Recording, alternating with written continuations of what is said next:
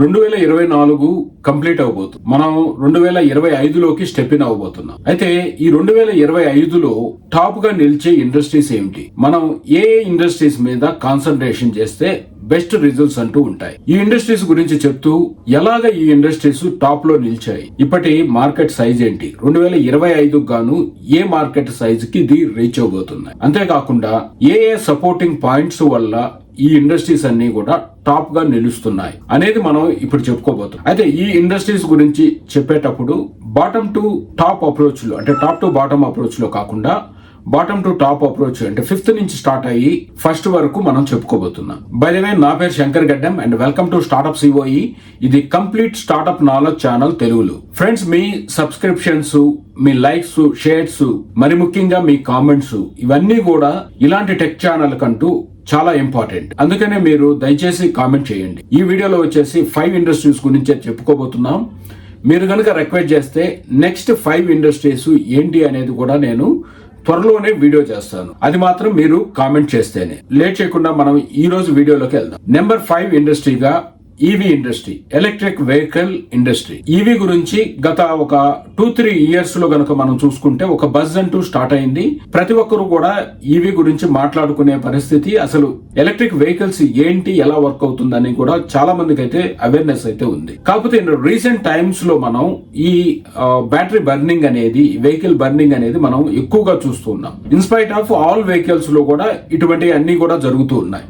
అయినా కూడా మనం ఈ ఇండస్ట్రీ మీద ఎందుకు కాన్సన్ట్రేషన్ చేయాలి అనేది చూసుకుంటే, ఈ వెహికల్ బర్నింగ్ అనేది ఎక్కువ ఈ బ్యాటరీ మీద డిపెండ్ అవుతుంది కాబట్టి, ఈ బ్యాటరీ అడ్వాన్స్మెంట్ అనేది ఖచ్చితంగా జరుగుతుంది కాబట్టి ఫ్యూచర్ లో, అంటే maybe in the next year లో కూడా జరగవచ్చు. కాబట్టి ఈ ఒక్క సమస్యను మనం ఫిక్స్ చేసుకుంటే ఈ ఈవీలో ఒక ర్యాపిడ్ గ్రోత్ అంటూ ఉండే అవకాశం ఉంటుంది. అంతేకాకుండా ఇది ఒక ఎన్విరాన్మెంటల్ కన్సర్న్ ఆల్సో. అంటే నార్మల్ వెహికల్స్ లో ఈ పెట్రోల్ వల్ల వచ్చే కాలుష్యం తో పోల్చుకుంటే ఈ ఈవీ వెహికల్స్ వల్ల ఎంతో బెనిఫిట్ ఉంటుంది కాబట్టి, ఎంతో ఎన్విరాన్మెంటల్ సేఫ్ ఉంటుంది కాబట్టి, అందుకనే దీని మీద కాన్సన్ట్రేషన్ చేయాల్సిన అవసరం ఎంతో ఉంది.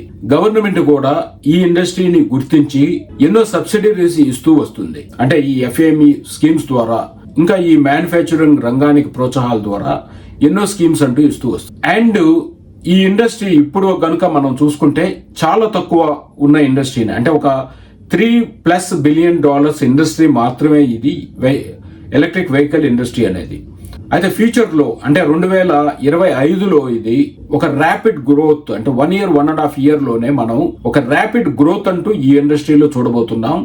ఈ ఇండస్ట్రీ అంతా కూడా ఒక $15 బిలియన్ మార్కెట్ షేర్ కంటూ రీచ్ అవబోతుంది. సో అంటే ఆల్మోస్ట్ ఒక 4 to 5 times అవబోతుందంటే ఇండస్ట్రీ చెప్పుకోవాలంటే చాలా పెద్ద గ్రోత్ ఉన్న ఇండస్ట్రీ. అంతేకాకుండా ఇంకొక మెయిన్ పాయింట్ ఈ ఇండస్ట్రీకి సపోర్ట్ చేసేది ఈ ఫ్యూయల్ కాస్ట్ ఇంక్రీజ్, అంటే ఈ పెట్రోల్ కాస్ట్ పెరగటం కూడా ఎక్కువ కస్టమర్స్ ని ఈ ఈవీ వెహికల్స్ వైపు టర్న్ చేస్తుంది. సో ఇవన్నీ చూసుకుంటే కూడా ఇండియన్ గవర్నమెంట్ యాక్చువల్ గా ఈవీ వెహికల్స్ కంటూ ఎంతో సపోర్ట్ చేస్తుంది.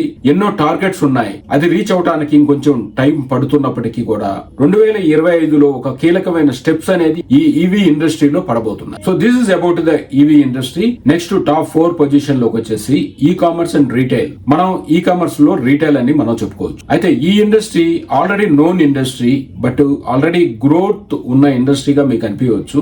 బట్ ఈ ఇండస్ట్రీ యొక్క మార్కెట్ షేర్ ఇప్పటి వరకు వచ్చేసి $120 బిలియన్ గా ఉంది. అండ్ 2025లో ఇది $200 బిలియన్ కంటూ రీచ్ అవబోతుంది. దాదాపుగా ఒక $80 బిలియన్ ఎక్కువ మార్కెట్ షేర్ ని ఇది క్యాప్చర్ చేసుకోబోతుంది. ఈ ఇండస్ట్రీలో ఎక్కువ గ్రోత్ ఉండేది Tier 2, Tier 3 cities and D2C markets లో ఎక్కువ గ్రోత్ ఉండబోతుంది ఈ 2025లో. అండ్ అంతేకాకుండా ఈ ఇంటర్నెట్ ఎక్కువ మందికి రీచ్ అవటం స్టార్ట్ అయింది. ఈ కామర్స్ మీద కూడా ఎక్కువ మంది అవేర్నెస్ అంటూ ఇంక్రీజ్ చేసుకుంటున్నారు కాబట్టి ఈ కస్టమర్ బేస్ అనేది కూడా పెరిగే అవకాశాలు ఎక్కువగా ఉన్నాయి. కాబట్టి ఇది కూడా one of the supporting point for e commerce growth అనే మనం చెప్పుకోవచ్చు. నెక్స్ట్ వచ్చేసి టాప్ ఇండస్ట్రీస్ లో హెల్త్ కేర్ అండ్ ఫార్మాసిటికల్. మనం ఇంతకు ముందు కూడా కొన్ని షార్ట్స్ లోను కొన్ని వీడియోస్ లో కూడా చెప్పడం అయితే జరిగింది. ఈ కోవిడ్ పాండమిక్ తర్వాత ఇండియాకి ఎస్పెషల్ గా ఈ జనరిక్ మెడిసిన్ కానీ, ఒక మెడిసిన్ మ్యానుఫ్యాక్చరింగ్ కానీ ఒక గ్లోబల్ బ్రాండింగ్ అంటూ ఏర్పడింది. అంటే ఇండియాలో ఈ మెడిసిన్స్ మ్యానుఫ్యాక్చరింగ్ ఒక క్వాలిటీ అంటూ అండ్ యుఎస్ లాంటి కంట్రీస్ కూడా మనం ఆ కోవిడ్ పాండమిక్ టైంలో సపోర్ట్ చేయటం అనేది, ఆ బ్రాండింగ్ అనేది వరల్డ్ వైడ్ గా తెలిసింది కాబట్టి ఎక్కువ ఇండియన్ మెడిసిన్స్ కి, ఇండియన్ ఫార్మాసిటికల్స్ కి, హెల్త్ కేర్స్ కి ఒక డిమాండ్ అంటూ పెరిగింది. బట్ ఇంతకు ముందు కూడా ఆ డిమాండ్ ఉండింది, but it is increased lot అనే మనం ఈ పీరియడ్ లో చెప్పుకోవాలి. అయితే ఇప్పుడు ఉన్న మార్కెట్ షేర్ వచ్చేసి $50 బిలియన్ గా ఉంది.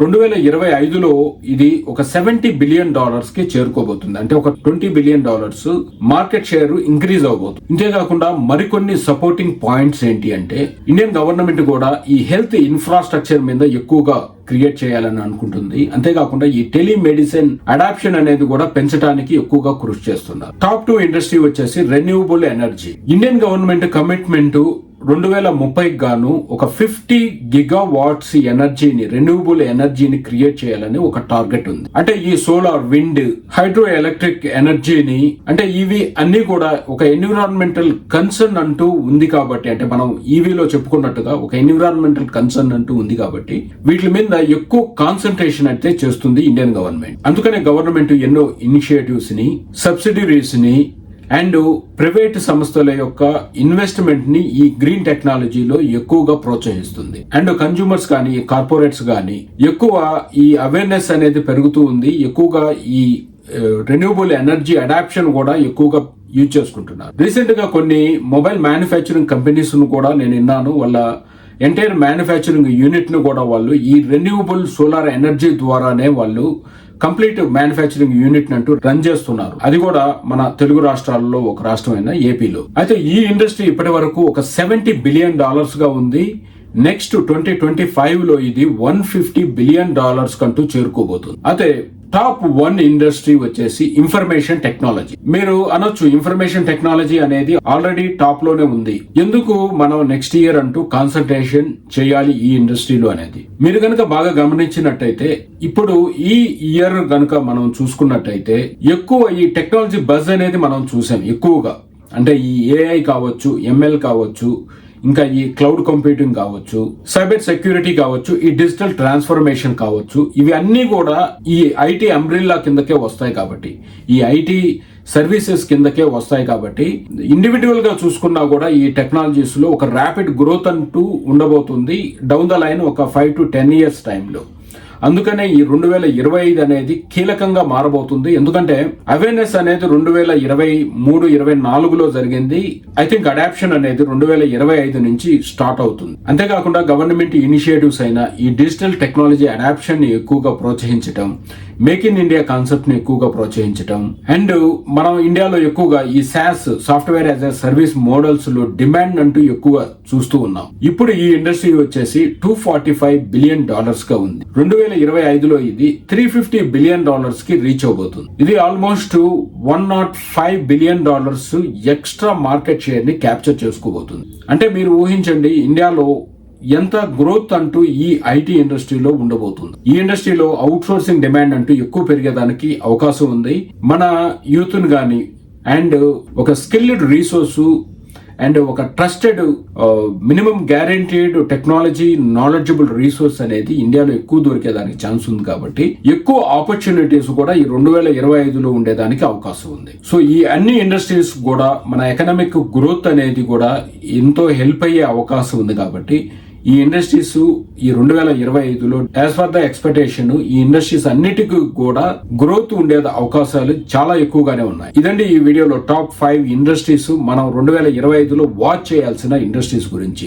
మీకు నెక్స్ట్ టాప్ 5 అంటే 6 to 10 ఇండస్ట్రీస్ ఏవి పెర్ఫార్మ్ చేయబోతున్నాయి ఈ 2025లో అని తెలుసుకోవాలని ఉంటే మాత్రం and please do comment and I will definitely make a video as soon as possible. And thank you so much. And please do subscribe, like, share and comment and wait for the next video.